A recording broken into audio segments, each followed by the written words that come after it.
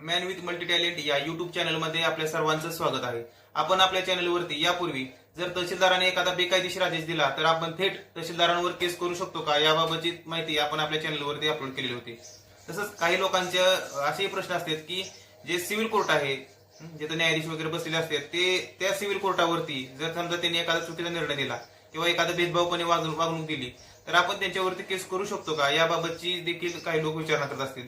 तर याच बाबतची माहिती आज आपण या व्हिडिओमध्ये पाहणार आहोत.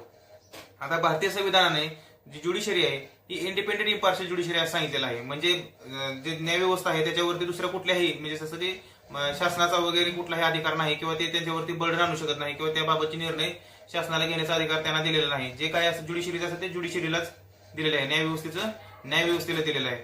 पण बऱ्याचदा असं होतं की ज्यावेळेस दोन पक्षकार साहेबांसमोर असतात ते साहेब एखाद्याची बाजू घेऊन किंवा एखादी बाजू जास्त ओढत असतात किंवा एखाद्या व्यक्तीला बोलत असतात आणि